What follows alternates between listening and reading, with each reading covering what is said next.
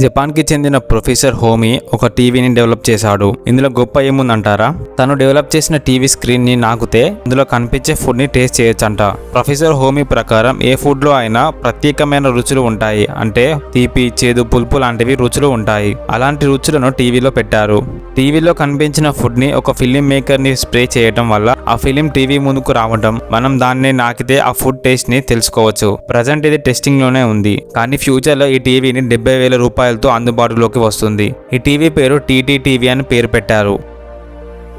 ఈ మోడర్న్ ఎరాలో మానవుడికి వచ్చిన చిన్న నొప్పి నుంచి అతి భయంకరమైన వ్యాధులకైనా చాలా ఫాస్ట్గా మెడిసిన్ తయారు చేస్తున్నారు. మరి ఈ ప్రాసెస్లో వరల్డ్ వైడ్లో దాదాపు 15,000 కోట్ల పైగా జంతువులను ల్యాబ్లో ఎక్స్పెరిమెంట్లకు యూజ్ చేస్తున్నారు. అందులో మాక్సిమం జంతువులు చనిపోవడం జరుగుతుంది. ఈ 15 కోట్లలో కూడా చాలా వరకు ఎలుకల్నే వాడుతున్నారు.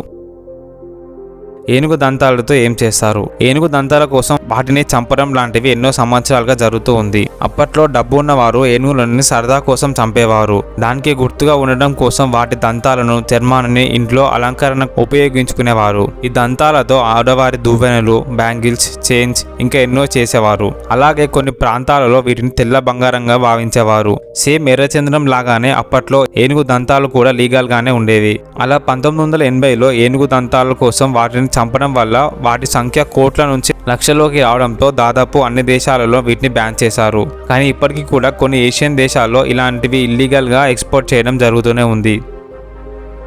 అతిగా మందు సేవించడం, పొగ తాగడం, అతిగా భోజనం చేయడం, వేళ్లకు భోజనం చేయకపోవడం, ఫాస్ట్ ఫుడ్ ఎక్కువ తినడం, ఫ్రైస్, ఆయిల్ ఫుడ్ని ఎక్కువ తీసుకోవడం, ఒకే చోట గంటల పాటు కదలకుండా ఉండటం, రాత్రిపూట ఎక్కువసేపు మేల్కొని ఉండటం వల్ల లివర్ పాడవుతుంది.